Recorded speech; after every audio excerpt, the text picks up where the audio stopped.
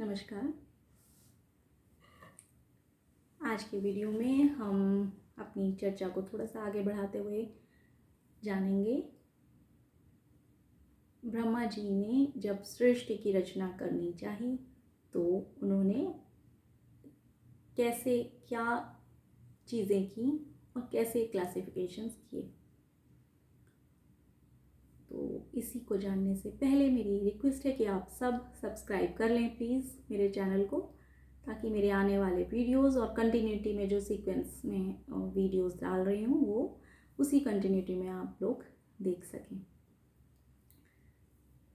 Bell icon भी कर लें जिससे आप उसको नोटिफिकेशन आपके पास आ जाएगा। तो चलिए जानते हैं ब्रह्मा जी के सृष्टि निर्माण के दौरान क्या हुआ। ब्रह्मा जी को सृष्टि का निर्माण करना था, ब्रह्मा जी को सृष्टि का प्रसार करना था, उन्होंने सृष्टि बढ़ानी थी। तो उन्होंने पहले तप किया और उनके तप से उनके 4 मानस पुत्र यानी मन से उत्पन्न पुत्र हुए, और जिन्हें हम सनकादि मुनि भी कहते हैं। और अपने कुछ वीडियोस में मैंने पहले भी मेंशन किया है, हमारे जितने भी पुराण हैं, नारद पुराण भी और सभी पुराण जो हमारे हैं, विष्णु पुराण, उसमें उनके बारे में मेंशन है। तो ब्रह्मा जी के ये 4 पुत्र थे, जिसमें हमारे सबसे पहले सबसे प्रथम जिसे हम पुत्र कहें हैं, उनका नाम है सनक मुनि। अब इनका जैसे बहुत ही सुंदर नाम है, इनके नाम का मतलब है जो हमेशा रहने वाला है, जो प्राचीन है, हमेशा रहने वाला है। दूसरे पुत्र थे सनंदन, सॉरी मैं कहूँगी हैं, और इनका नाम का अर्थ है जो हमेशा आनंद में रहते हैं। इनके जो तीसरे पुत्र हैं सनातन, उनका नाम का अर्थ है कि जिसका ना आदि है ना अंत। और चौथे पुत्र हैं सनत कुमार जी, इनका नाम का अर्थ है जो हमेशा कुमार या ब्रह्मचारी रहने वाले। जब ये उत्पन्न हुए तो ये प्रकट हुए इन्फेंट रूप में नहीं, बल्कि 5 साल के बालक के रूप में प्रकट हुए। ब्रह्मा जी ने इनको इंस्ट्रक्शंस दी कि आप सृष्टि के प्रसार में के कार्य में लगें, परंतु ये लोग विष्णु भक्ति में लीन थे और उन्होंने सृष्टि के प्रसार के लिए ब्रह्मा जी को मना कर दिया और कहा कि हम सिर्फ विष्णु भक्ति में लीन हैं, हरि भक्ति में लीन हैं और उन्हीं के भक्ति में अपना जीवन देंगे। इनके लिए ये भी बात है कि ये चिरंजीवी हैं, आज भी प्रेजेंट हैं एज पर हमारे पुराण। तो ब्रह्मा जी, क्योंकि अभी ब्रह्मा जी की आयु, जैसे मैंने पीछे वीडियो में भी बात की, ब्रह्मा जी की आयु 100 वर्ष की है और अभी ब्रह्मा जी 51 ईयर्स में चल रहे हैं, उनके ईयर्स अलग हैं। इनको नारद जी के साथ की वार्ताओं में हमें नारद पुराण में हमें है। पीछे एक और वीडियो में मैंने बात की थी कि वैकुंठ धाम में जब ये गए थे तो 2 द्वारपाल थे वैकुंठ धाम में, और उनको इन्होंने श्राप दिया था, और फिर उनकी मुक्ति के लिए विष्णु जी ने उनको वापस वैकुंठ धाम कैसे वो आ सकते हैं उनके लिए अवतार भी लिए। उसके लिए भी एक सेपरेट वीडियो है।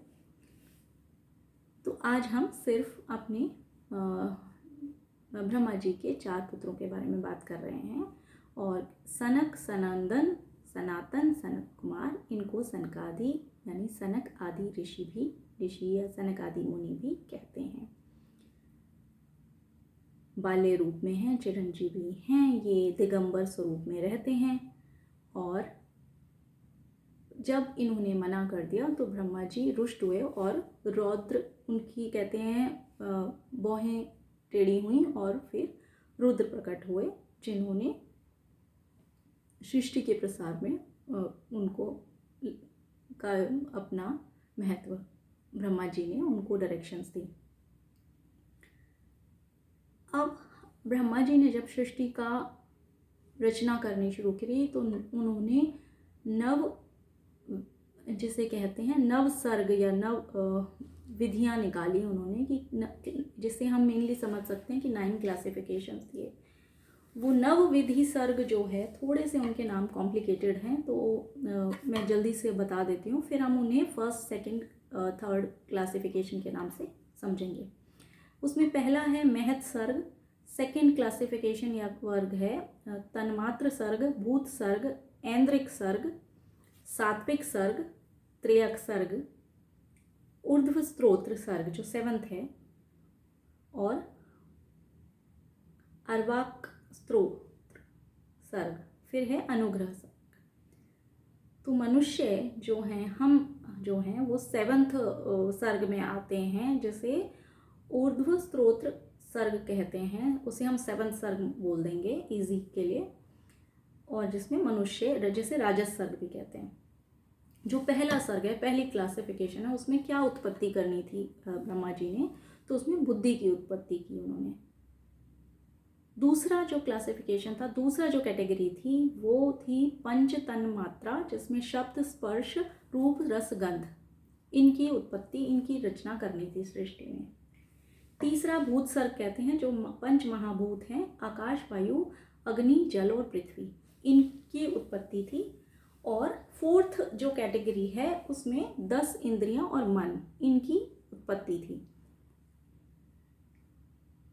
सात्विक सर्ग जो सिक्स्थ है, उसमें देवता और ऋषि, और सेवंथ में जैसा मैंने बोला मनुष्य, पांचवा देवता और ऋषि, और सिक्स्थ सर्ग जो है पक्षी, पशु, कीट, पतंग, ये उसमें आते हैं, और सेवंथ में मनुष्य। एट्थ है जिसमें स्थावर चीज़ें जैसे पेड़, पहाड़, ये सब चीज़ें आती हैं जो फिक्स्ड हैं। और एक नाइन्थ कैटेगरी थी उनकी सृष्टि में, और आप सब गेस कर सकते हैं कि नाइन्थ कैटेगरी क्या होगी, क्योंकि उनके 4 पुत्र हैं और हमेशा रहते हैं। तो नाइन्थ जो कैटेगरी है वो अनुग्रह सर्ग है, जिसमें कुमार अवस्था में बाल्य रूप में ये सनकादि मुनि हैं। तो उनकी सृष्टि में ये चीज़ों की रचना ब्रह्मा जी की कैटेगरीज हैं। तो बड़ी इंटरेस्टिंगली अगर हम देखें तो 10 इंद्रियां और मन, ये ऐन्द्रिक सर्ग है, ये अलग कैटेगरी है ब्रह्मा जी की। मनुष्य जैसे अगर हम शरीर रूप में देख लें तो वो एक कैटेगरी है, और उसका ऐन्द्रिक सर्ग जो है इंद्रियां और मन, वो अलग कैटेगरी है। पंच महाभूत से हम बने हैं, जैसे हम कहते हैं आकाश, वायु, वो एक अलग हमारी कैटेगरी है। फिर हम शब्द, स्पर्श, रूप, गंध, ये भी हमारा एक अलग कैटेगरी है। तो आप सोच सकते हैं हमारी जो बॉडी है, जो इंस्ट्रूमेंट है, वो कितना जैसे हम डिवाइन इंस्ट्रूमेंट कहते हैं कि बॉडी इज़ डिवाइन इंस्ट्रूमेंट, वो कितनी कॉम्प्लिकेटेड क्रिएशन है भगवान की।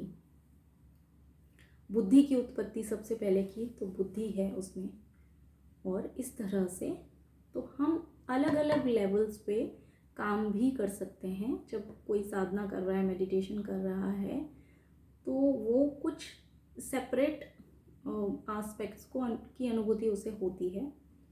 तो अगर हम कहें कि इंद्रियों पे काबू करना है, तो ये अलग कॉन्सेप्ट है। हमें अपनी इंद्रियों पर काबू करना है या इंद्रियों को संचालित करना है, तो वो कहाँ, ऐसे तो दिखती नहीं है प्रत्यक्ष रूप में, पर हैं वो सारी चीज़ें।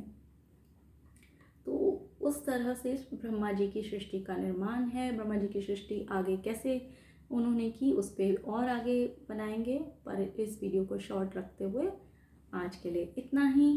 इसी में आगे चलते हुए उनकी क्रिएशन से रिलेटेड भी कुछ वीडियोस हम कोशिश करेंगे। तो उम्मीद है आपको ये सब इन्फॉर्मेशन जो मैं आपके साथ साझा करती हूँ उतनी ही रोचक और इंटरेस्टिंग लगती होंगी जैसी मुझे लगती हैं। और मुझे इन सब चीज़ों को जान के, अपने हिंदू धर्म के जितने भी एंशिएंट हमारे टेक्स्ट्स हैं उनको जान के मुझे काफ़ी अच्छा लगता है, क्योंकि बहुत सारे सवाल हमारे अंदर होते हैं, तो उनको छोटे छोटे सवाल होते हैं। जैसे हमें अगर सृष्टि निर्माण है, हमने एक शब्द में सीख लिया सृष्टि निर्माण, लेकिन जब हम उसको पढ़ते हैं कि 9 कैटेगरीज बनाई, तो हमको ज़्यादा इंटरेस्टिंग लगता है कि वो किस तरह से वो कार्य हुआ है। उसको भी हम उसके इन डेप्थ उसके माइन्यूट चीज़ों को समझने की के लिए हमें एक और, जिसे कहते हैं, विंडो ओपन होती है हमारी, कि हमारे पास एक ऑप्शन है कि हम यहाँ जाके, तो हमारे जो पुराण हैं उनमें बहुत ही अच्छी अच्छी जानकारी है। और मुझे लगता है कि हम सबको अपने पुराण के वो टेक्स्ट जितने भी हैं ऑनलाइन वो पढ़ने चाहिए, और वो बहुत बहुत ही इंटरेस्टिंग टेक्स्ट हैं, और मोस्टली ये ऑनलाइन अवेलेबल हैं हमको। तो आज के लिए इतना ही। नमस्कार।